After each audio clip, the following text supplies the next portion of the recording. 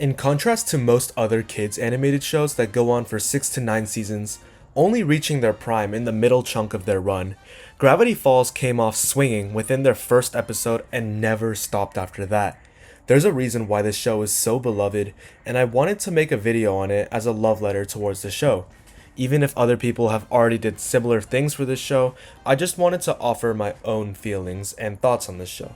Alongside BoJack and Avatar, this is one of my favorite animated shows of all time.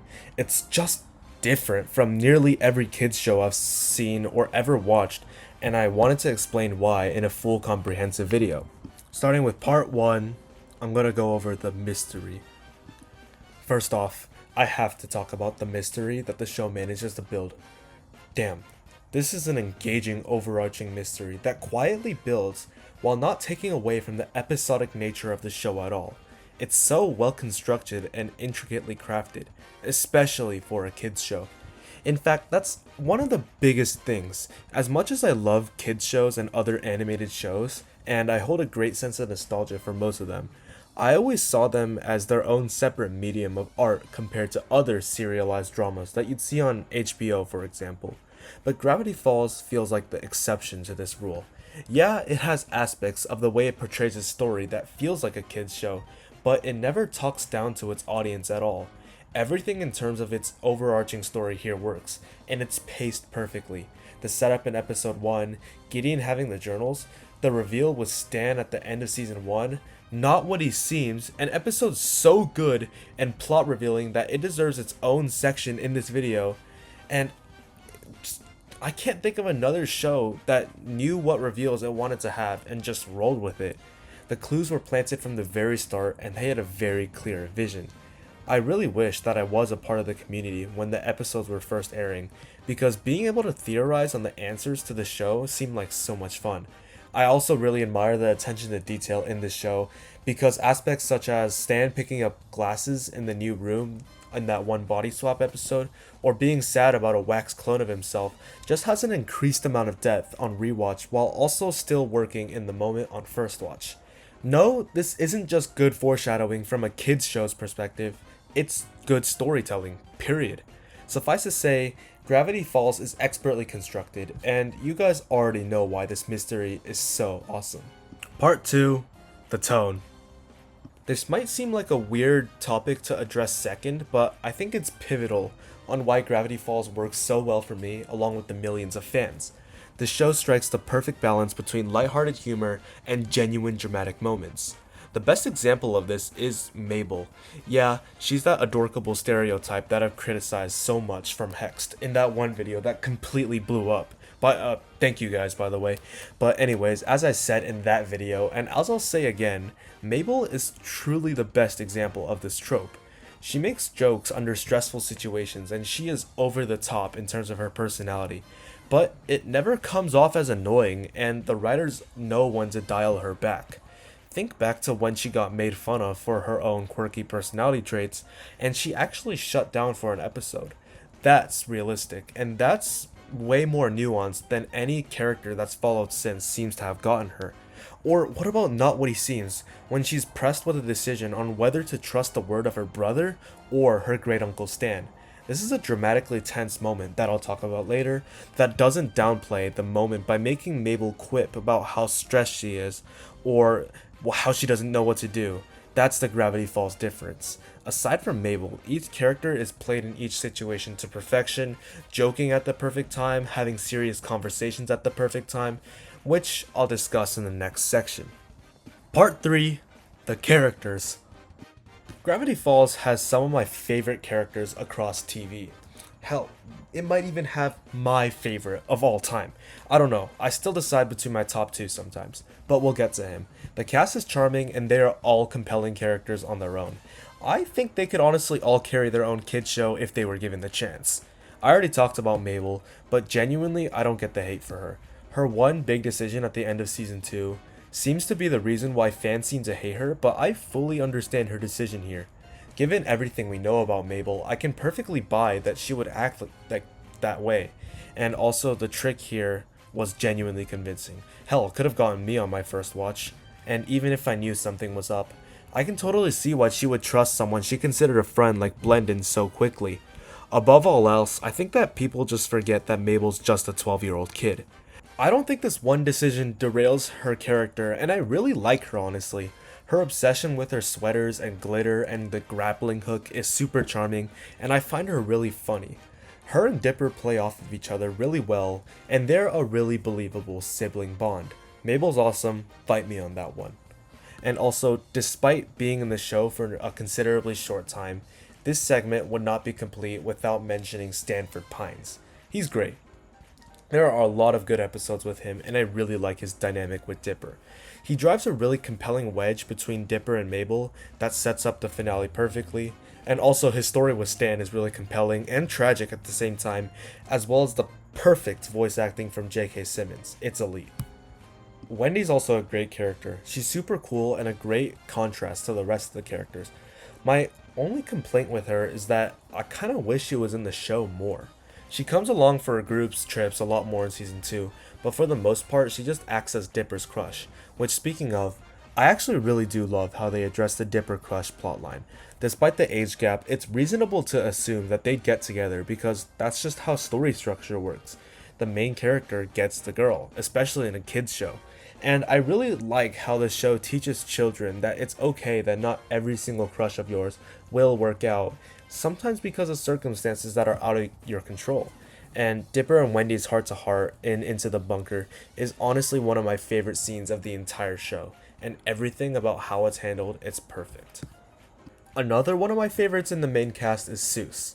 For a majority of season 1 on my first watch, he was my favorite character. Just such a lovable goof with a big heart and some really great development later down the line. Some of my favorite episodes in the show are also centered on him. Susan the Real Girl and Blendon's Game are really great expansions of his character and endear me to him more than your average, funny character.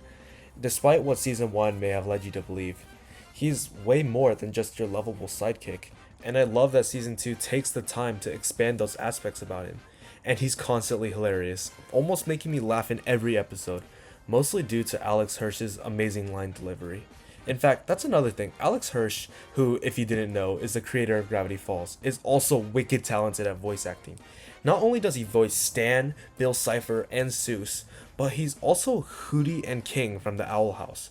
How does he do it? But that's besides the point. I think the reasons that Seuss works so well is because despite being a grown man who's hanging out with 12-year-olds, his bond with them feels really genuine and earned. When Seuss calls Dipper and Mabel his best friends, it's like, yeah, I can totally believe that. A lesser show would have just rushed to have their characters at this point, but with Seuss, Mabel, and Dipper, their bond feels truly earned. Aside from that, his emotional depth that he carries beneath his surface and explores in season 2 is really compelling. I think that Dipper and Mabel helping Seuss with his wish is really heartwarming alongside helping him find a girlfriend, and it feels like something that they would do for him because Seuss would do the same for them. Another amazing character, and he's not even my top 3. I can't believe I had this much to say about him.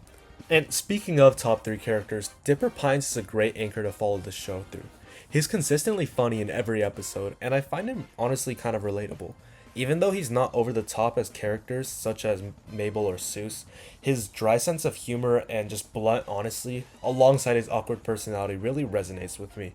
I love how just brutally honest he is with the rest of the cast. I like his interactions with pretty much every character, and they all feel earned.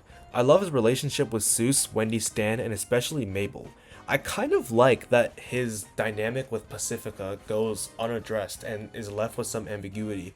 It really opens up the show to ask what happened between them, and it's not particularly answered. And finally, his rivalry with Bill is especially satisfying to see unfold, and to see him have such an interpersonal conflict with our villain is really, really nice to see. However, I think out of the main 5, my favorite has to be Grunkle Stan. First of all, he's the funniest character in the entire show.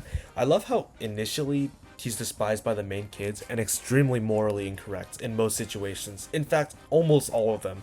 However, as the season and show progresses, his care for Dipper and Mabel become clear, and it's really nice to see. He has a theme of always prioritizing the family above all else, and I think that really shines through despite all the laws that he breaks and how morally incorrect he is, as I said. His greed for money is hilarious as well. However, my absolute favorite character in the entire show, and maybe all of fiction, is without a doubt Bill Cipher. He has such an undeniable screen presence. His constantly changing shapes and forms, the chaotic energy, and his amazing voice delivered by Alex Hirsch are all top tier.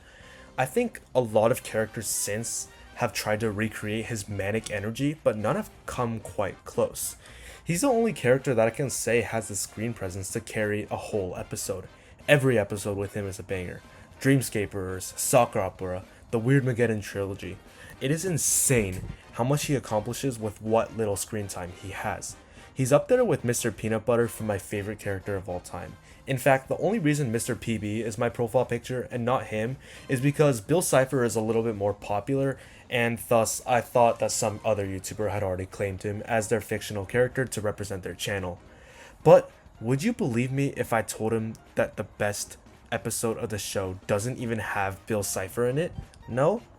Well, believe it, guys, because it's time to talk about Part 4, Not What He Seems. The show doesn't have a single bad episode. Yeah, it has episodes that are relatively weaker, but there's not a single episode that I wouldn't rewatch right now, and that's an impressive feat for a 40 episode run. There's one episode to me, however, that stands out as the absolute best of the show. And in case you haven't seen the show already, what are you doing? Watch the show, it's amazing, but full spoilers from here on out. You have been warned. This show, because this is a top 25 episode of all of television for me. I mean every single television episode I've ever seen. Because remember when I said Not What He Seems could have its own section? Here it is. This is the section on Not What He Seems. I've just never seen an episode like this for a kids show ever. I think the closest thing to ever get to it might be True Colors from Amphibia, but even then, I don't think it quite changes up the status quo like this episode does. This is monumental in how much it makes us question everything, and the people behind this episode know this. Look at the lighting in this episode. The dark atmosphere adds so much to this episode, and this is all reflected in that final scene. What an important decision. What an important scene. What a phenomenal episode. There's nothing I can add to the conversation that hasn't already been said before. You know why this episode is perfect, and so does this great video out there by Totally Jack Earl that goes further into detail on why this episode just works. I could talk about why this episode is perfect for hours on end, but maybe I'll reserve that video for another day. Part 5. The Difference. Truthfully, there's so much more I could have gone into covering this video. I haven't even begun to cover the amazing magical concepts for each episode, the humor, the lore in depth, or every single intricate detail that's so carefully set up for the audience to decipher. I'm still in awe with how much attention to detail there is alongside light-hearted, warm entertainment that I could just watch whenever I want. For lack of better words, this show just strikes an irreplaceable balance. It's deep, and it's really dramatically compelling. But I can pick it up anytime I want, and I can just watch it as if it was any old comfort show. In fact, I think if I had to pick one show that I could rewatch for the rest of my life, it would honestly be this one. Because Gravity Falls' sister shows, Amphibia and Owl House, have come close, but not quite like this. This was different, and there's a reason why it lives in the hearts of so many fans over a decade later, with so many begging Hirsch to make a season 3. But maybe that's part of why it was so special in the first place. Because of its run, it was short and consistent, and yet it was perfect all the way through. This video was crazy fun to make, partly because I love Gravity Falls that much. Yes, I actually do. Also, by the way, thank you so much for 1,800 subscribers. That is insane to think about. This channel has received so much exponential growth throughout the past month, which is absolutely insane to me. I'm sorry for not uploading recently. I've just been getting kind of lazy, no excuses there. But thank you so much. Please let me know what ideas you'd like to see so I can make them for you, and I will see you all in the next video.